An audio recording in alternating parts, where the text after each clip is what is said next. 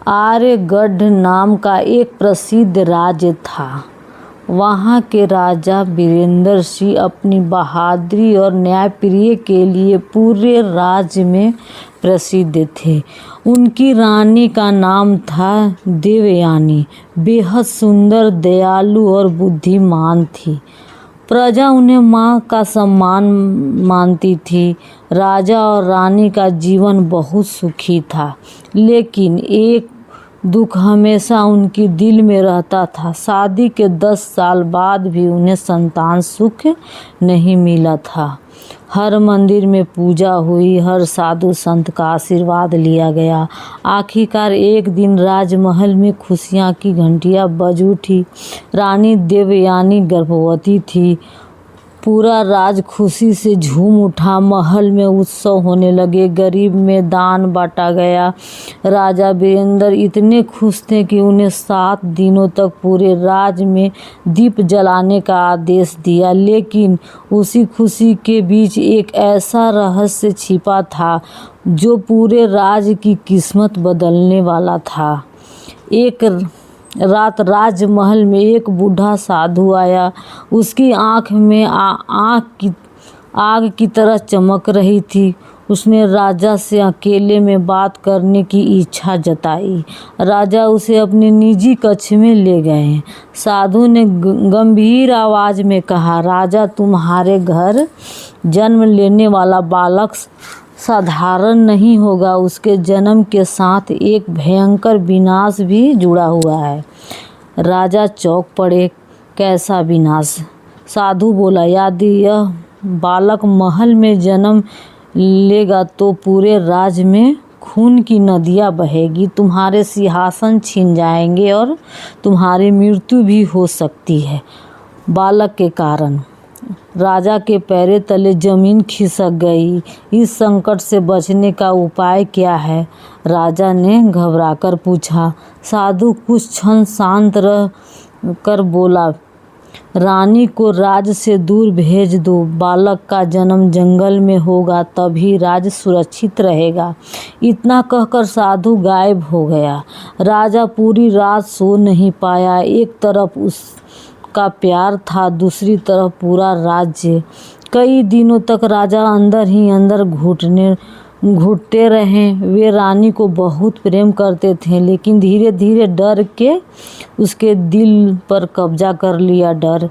आखिरकार एक दिन उन्होंने कठोर निर्णय ले ही लिया।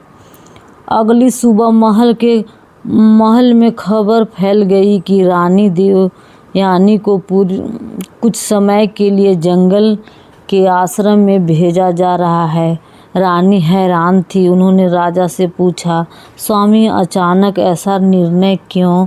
राजा नजरें झुकाकर बोले, यह तुम्हारे और तुम्हारे बच्चों के लिए है।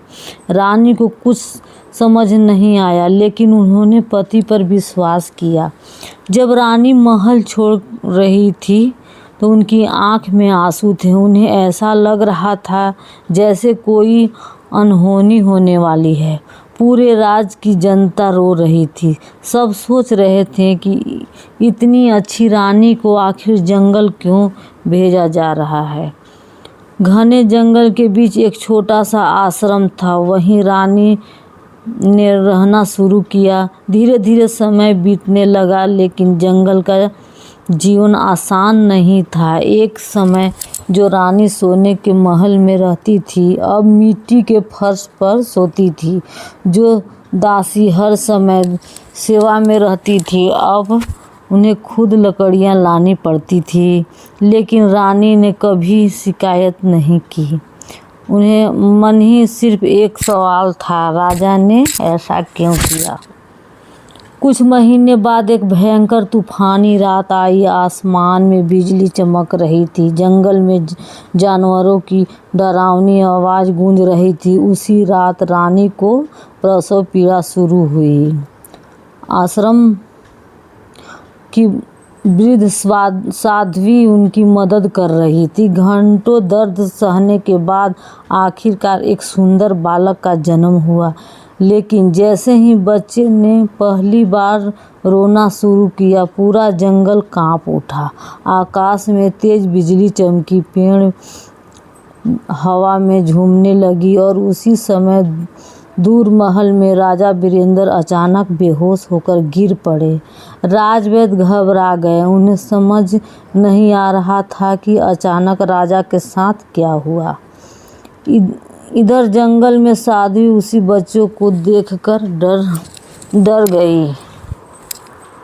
उस बच्चे की आंख सामान्य बच्चों जैसी नहीं थी, उसमें एक अजीब चमक थी। साध्वी बोली, रानी, यह बालक साधारण नहीं है। रानी ने बच्चों को सीने से लगा लिया। यह मेरा पुत्र है, चाहे जैसा भी हो। साल बीतने लगे। बालक का नाम रखा गया आर्यमान। आर्यमान बचपन से ही असाधारण था। वह जानवरों की भाषा समझ लेता था। जंगल के हिंसक पशु भी उसके सामने शांत हो जाते थे, लेकिन उसके अंदर एक गुस्सा भी था। जब कोई उसकी माँ का अपमान करता, उसकी आंख लाल हो जाती। रानी हमेशा उसे प्यार और दया का पाठ पढ़ाती। एक दिन आर्यमान ने अपनी माँ से पूछा, माँ, मेरे पिताजी कौन हैं? रानी के आंख भर आई। उसने पहली बार सारी सच्चाई बता दी। आर्यमान को विश्वास नहीं था कि उसके पिता के उसकी गर्भवती माँ का जंगल में छोड़ दिया। उसका दिल नफरत से भर गया। उसने कसम खाई, मैं उस राजा से बदला लेकर रहूँगा। उधर राज्य में हालात बिगड़ने लगे। राजा वीरेंद्र सिंह हर दिन कमज़ोर होते जा रहे थे। उन्हें रातों में डरावने सपने आते थे। उन्हें बार बार वही साध्वी दिखाई देता जो कहता, तुम अपने भाग्य से नहीं बच सकते। राजा अब अपने निर्णय पर पछताने लगे थे। वे रानी और अपने बच्चों को बहुत याद करते थे। एक दिन राज पर पड़ोसी राजा ने हमला कर दिया। राजा वीरेंद्र की सेना हारने लगी। पूरा राज्य में संकट था। उसी समय जंगल में एक युवा योद्धा घोड़े पर सवार होकर युद्ध भूमि में पहुंचा। यह आर्यमान था। उसने अकेले ही दुश्मन की सेना तहस नहस कर दी। उसकी तलवार बिजली की तरह चल रही थी। कुछ ही घंटों में युद्ध खत्म हो गया। पूरा राज्य वीर युवक की जय जयकार होने लगा। राजा वीरेंद्र भी हैरान थे। उन्होंने अब पहली बार आर्यमान को देखा और पता नहीं क्यों उनकी आंख में आंसू निकल पड़े। राजा ने आर्यमान को महल बुलाया। बातों बातों में उन्हें यह सच पता चल गया। यह वही बालक है जिससे डरकर उन्होंने अपनी गर्भवती रानी को जंगल भेज दिया था। राजा टूट गए। वे रोते हुए बोले, मुझे माफ़ कर दो बेटा, मैंने डर में आकर बहुत बड़ा पाप किया है। आर्यमान के दिल में वर्षों का गुस्सा भरा था। वह तलवार निकाल राजा की तरफ बढ़ा। पूरा दरबार डर गया, लेकिन तभी रानी देवयानी वहां आ गई। उन्होंने बेटे का हाथ पकड़ लिया। नफरत कभी किसी समस्या का समाधान नहीं होती। रानी की आंख में आंसू थे। जिस डर ने तुम्हारे पिता से गलती करवाई, वही डर आज तुम में भी आ गई है। आर्यमान की आंख खुल गई। उनके तलवार नीचे गिरा दी। तभी अचानक वहीं रहस्यमय साधु फिर प्रकट हुआ। वह जोर जोर कर हंसने लगा। राजा, तुम परीक्षा में असफल हो गए थे, लेकिन तुम्हारी रानी और तुम्हारे पुत्र ने प्रेम और क्षमा का रास्ता चुन लिया। राजा समझ गए कि यह सब एक परीक्षा थी। साधु बोला, सच्चा राजा वही होता है जो डर नहीं, प्रेम से निर्णय ले। इतना कहकर साधु गायब हो गया। उस दिन के बाद राजा वीरेंद्र ने पूरे राज्य के सामने अपनी गलती स्वीकार की। रानी देवयानी को सम्मानपूर्वक वापस महल लाया गया और आर्यमान को राजाभिषेक किया गया। धीरे धीरे राज्य में खुशियां से भर गई, लेकिन राजा वीरेंद्र जिंदगी भर उस दिन को याद करते रहे जिस दिन उन्होंने डर के कारण अपनी गर्भवती रानी को जंगल भेज दिया था।